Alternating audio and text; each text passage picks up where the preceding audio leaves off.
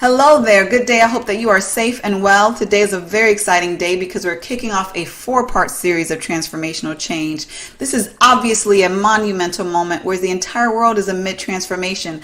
On a global level, including in the United States, we are headed in a positive direction from this pandemic. However, there are some organizations that are not on an uptick. And similarly, the uptick of transformation from an individual to individual level is going to differ based upon the person. Our 4-part series of transformational change will include part 1, individual transition and change. What does that look like on an individual level to transition? Part 2, the steps needed to develop an effective change leadership strategy. Part 3, we're going to discuss the 10 pitfalls to avoid when trying to lead change successfully. And part 4 is going to be the ways to increase change maturity within your organizations. Today specifically, we will address individual transition and change. Now, usually within an organization or a team, they may decide that change is necessary for some very popular reasons, including in response to the world, like this pandemic, or response to marketplace demands.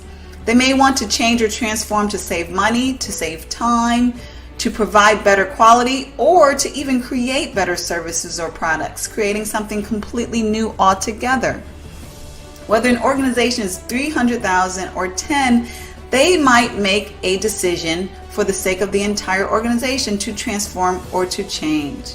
However, the individuals within that organization, those individuals have independent needs, independent capacities, and desires that may often vary from the organization or one from another.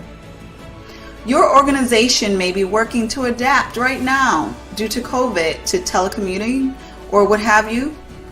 They may be working on changing processes to make them more compliant, or need to cut costs or save money in order to survive. Regardless of the reason for your organization's transformational change, all individuals in your organization will not respond the same way. Now, I would like to share with you what the change process looks like on an individual level. So in creating this process, I have included elements from the ODCAR model as well as from the trans-theoretical models of change. Once an organization has decided to move forward with a change, the leaders make the individuals within the organizations aware. This is the awareness phase. It is a particularly important phase because obviously individuals cannot choose to participate or contribute to a change if they're not made aware of that desired change. This awareness phase can be done well, or it could also be done poorly. Individuals may receive a lot of information regularly, or little information with hardly any regularity at all. The bigger the change, the more information and the more regularly individuals should receive communication. Once individuals receive awareness, they all will go to this contemplation phase. Now, during the contemplation phase, individuals are deciding whether or not to participate in this change.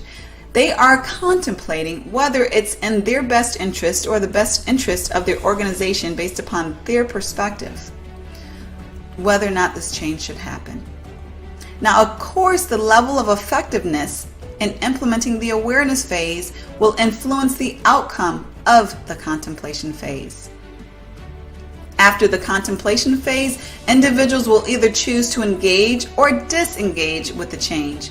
Those who choose to disengage will either go into a full rejection or avoidance phase. The rejection phase is evidenced by verbal or non-verbal defiance and or criticism to the new ways to come. Avoidance is harder to identify initially. The avoidance, it entails a more passive-aggressive approach. The individual is not assertively rejecting the new way and related actions. However, they're avoiding it as long as they can. This can manifest by not making the transformation a priority. They may continue to do things to work as usual, status quo. The rejection and or avoidance phase ultimately leads to the ultimatum phase. In an organization, transformation, this is going to require, obviously, some major shifting for everyone.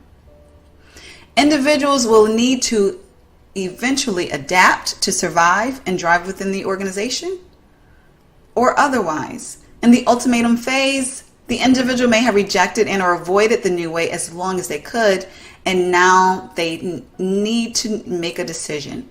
In order to be successful and or stay in the organization, they have to adapt. At this point, they either choose to stay disengaged or decide to engage with the organizational change. If they continue to disengage, it often leads to disillusion. That is the separation of the individual and the organization. The relationship that the individual has with the organization or that specific role may dissolve. And if this happens, obviously the individual reaches the final phase, which is failure to adapt.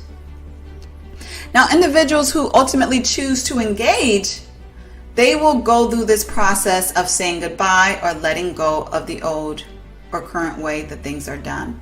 The level of emotion required in doing this will depend on a lot of factors, including how long it has been that they've done that work that way, how much they have enjoyed it, and how much people interaction is shaken up.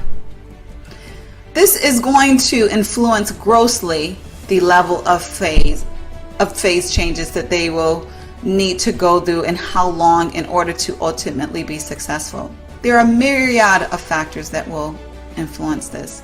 The process of letting go of this attachment may continue even through all of the phases of the change, just depending on how closely they are attached to the current way of doing things. The next phase is the novice or learning phase. This may require a new process, new skills, learning, new relationships.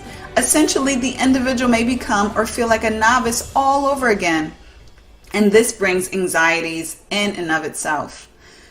Once the individual can effectively learn the new skills, processes, or relationships, then they are able to start doing the new action effectively. The ability for the individuals to learn and or prepare effectively will be largely influenced by the guidance and resources provided by the organization. As the individuals continue operating in the new way with new actions and behaviors, the individuals then enter the habit phase. Their performance in the new action improves. They gain confidence and comfort in the new way and can contribute successfully to the organization's transformation. They officially reach the final phase, successful transformation. Those are the phases of individual transition and change within the organization transformational process. Thank you for joining us on this journey of transformational change. I hope that you will stay tuned for parts 2 through 4 in the following weeks.